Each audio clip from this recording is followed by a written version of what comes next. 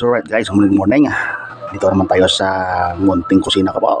Ngayon, naluto po tayo ng adobong kangkong or apan-apan. Alright, let's do this.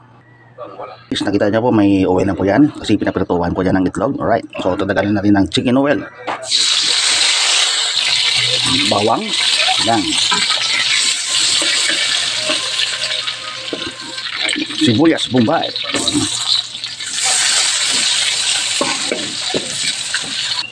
Loya.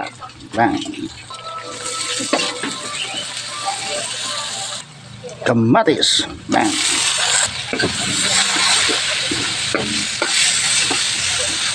Right guys, nagdag pa tayo ng bagoong. Pero guys, optional lang po ito kung gusto nyo ng bagoong ha. O kasi gusto ko yung may bagoong. Masarap na kung bagoong o alamang. Kaso wala. Ito po yung isang nabagam natin na kangkong. Alright. Ito po yung dahon niya. Okay. Alright guys, lagay na po natin yung kangkong.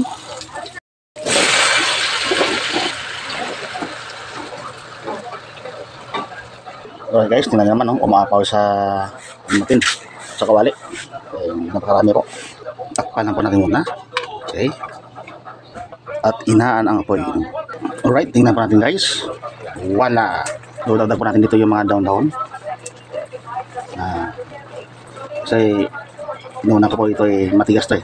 So, matimpla na po tayo. Lagyan tayo ng silver swan or soy sauce. Alright. Yeah. Pan natin muli. Alright guys, tingnan po natin. Wow. Guys, lagay pa tayo ng spicy sauce nito. Okay. Isang kutsara lang po. Okay. Kasi medyo matapang. Hindi ko po alam kung anong pangalan nito. Basta spicy. Okay. Dagdag po tayo ng pampalasa. Lang. Okay. Wow. Dagdag po tayo ng suka guys. Yes, creamy garlic yung gamit natin.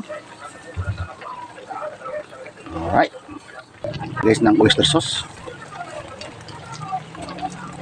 Guys, kanina nakita nyo, umaapaw yan sa kawalit natin. Ngayon, kundi na lang. Kasi nag-reduce yan at nagtutubig. O, tingnan nyo. Nagtutubig siya. Okay. Adobong kangkong or apan-apan. Alright.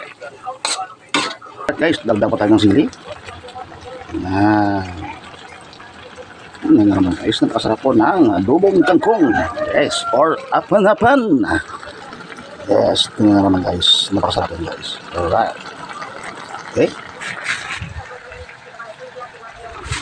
Yeah. Sulgan na naman. Yeah. Thank you guys. Pusuan nyo na yan. Mama.